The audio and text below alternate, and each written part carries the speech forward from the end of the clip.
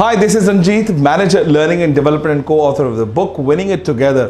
आज आपके साथ मैं एक बड़ी ज़बरदस्त चीज़ शेयर करने वाला हूँ और मेरा हमेशा ये फ़िलॉसफी रहा है कि मैं लोगों को ओनरशिप और रिस्पॉन्सिबिलिटी की बात करूँ, क्योंकि मैं जिस ऑर्गेनाइजेशन के अंदर जाता हूँ और जिस ऑर्गेनाइजेशन के साथ काम करता हूँ, मुझे ऐसा लगता है कि वो किसी और की नहीं बल्कि वो मेरी कंपनी है। वो किसी और चेयरमैन साहब या सेठ की कंपनी नहीं है बल्कि वो मेरी कंपनी है। वो शेयर होल्डर की कंपनी नहीं है, वो मेरी कंपनी है। एक बड़ी ज़बरदस्त किसी ट्रेनर ने बात कही थी, वही शायद मैं आपके साथ कोट करने वाला हूँ। अगर मैं आपसे ये सवाल करूं, आप जब ये मेरी वीडियो देख रहे हो तो आप वो जवाब ज़रूर दीजिएगा। अगर मैं आपसे पूछूं ये मुल्क किसका है, अगर मैं आपसे पूछूं ये मुल्क किसका है, तो मुझे ज़रूर कमेंट में जवाब दीजिएगा अगर आपने क्या कहा था। मुझे पता है, दावे के साथ पता है, 90% लोगों ने जवाब दिया ये मुल्क हमारा है, और 5-6% ऐसे लोग होंगे जिन्होंने कहा ये मुल्क मेरा है। एक्सेप्शन तो हर जगह मौजूद है।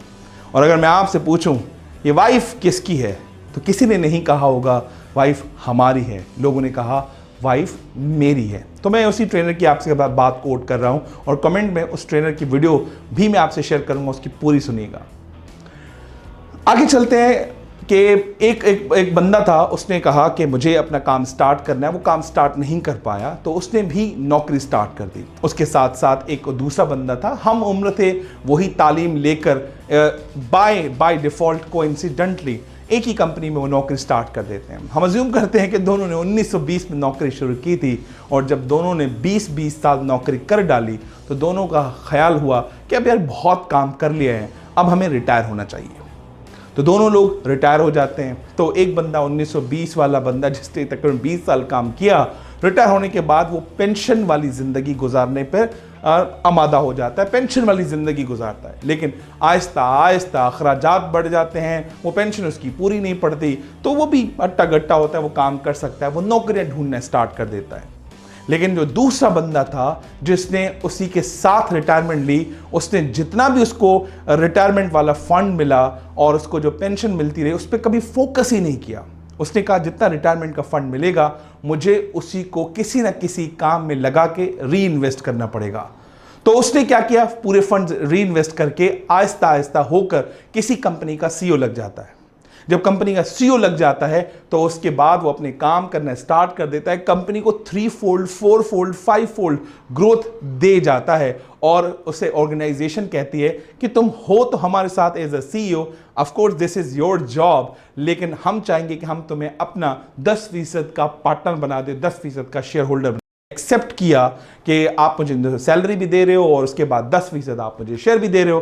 तो इसी तरीके से उसने अपनी ज़िंदगी स्टार्ट की। जो वो पहला वाला बंदा था, जो पेंशन माइंडसेट था, वो क्या कर रहा था, नौकरियां ढूंढ रहा था। तो बाय डिफ़ॉल्ट उसी कंपनी में नौकरी लेना स्टार्ट कर देता है जहां पर वो इसका एक्स कुलीग जहां सीईओ लगा है।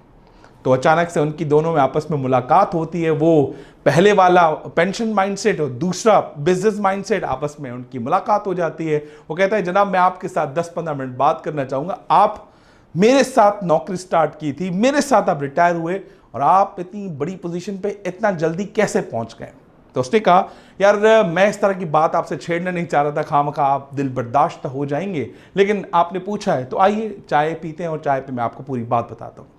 वो कहता है याद है जब ले रहे होते हैं तो वहाँ से फिर कहानी स्टार्ट होती है। तो जो सीईओ माइंडसेट यानी कि जो ओनरशिप माइंडसेट वाला बंदा होता है, उसे कहता है कि मैं तुम्हें पूरी कहानी का भी आंसर नहीं दूंगा, लेकिन मैं चाहूँगा मैं तुम्हें अपनी वो ना पास्ट वाली कहानी बताना शुरू कर दूं जो हमारे साथ एक मर्तबा हुई थी। याद है एक मर्तबा हम दोनों ने ऑफ लिया और ऑफ लेने के बाद घर के लिए स्टार्ट हो गए, और तुम्हें पता था तुम भी वॉक करने के शौक रखते थे, मैं भी वॉक रखने का शौक रखता था, और तुम्हें पता था कि 4 किलोमीटर घर का रास्ता है, मेरा भी तकरीबन 4-5 किलोमीटर का था। और अब हम दोनों ने ठीक 6 बजे ऑफिस से निकले और घर जाने के लिए तैयार हो गए, और हम दोनों ने 3-3 किलोमीटर का सफ़र तय किया।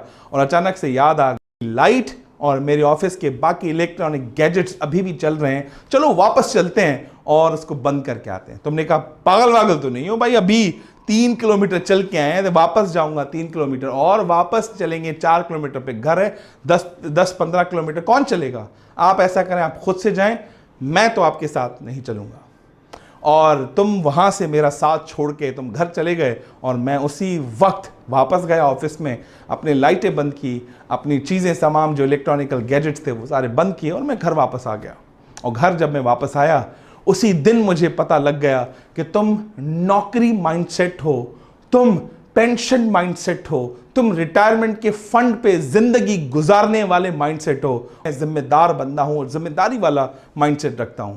और मैं तुम्हें बताऊं आज मैं इस मकाम पे क्यों हूं, क्योंकि वो पहले दिन से वो कंपनी का जो रूम था वो मेरा था, और कंपनी का रूम नहीं बल्कि वो कंपनी मेरी थी, क्योंकि मैं उसको नौकरी के पर्पस के लिए इस्तेमाल नहीं करता था, क्योंकि मुझे लगता था आज नहीं तो कल एक दिन मेरा भी आएगा जब मैं भी एक एंटिटी का मालिक होऊंगा। और आज मैं सीईओ ऑफ द कंपनी हूं और तुम भी वही नौकर हो, क्योंकि तुम पहले दिन से नौकरी करते थे, आज भी नौकरी करते हो। और अगर तुमने अपनी सोच और माइंडसेट को नहीं बदला, तुम कल भी नौकर थे, तुम आज भी नौकर हो।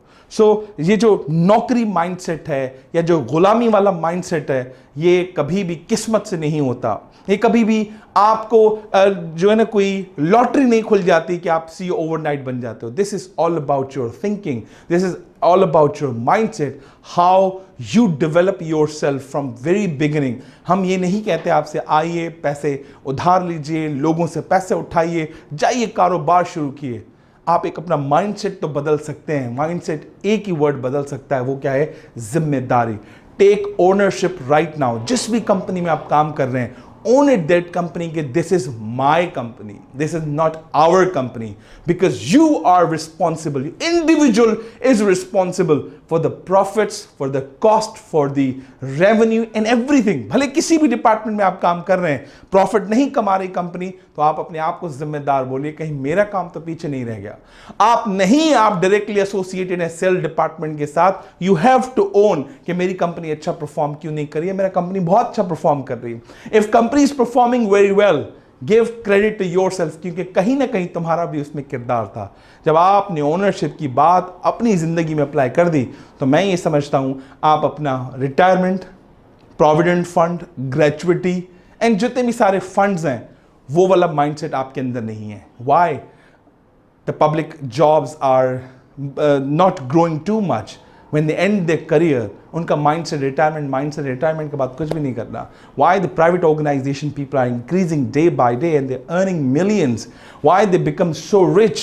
Because they think this is my company, not our company. So this is the message that I want to give you. Take ownership and give lessons to your people of ownership. And ownership will change your organization, will change your mindset as well. Thank you very much.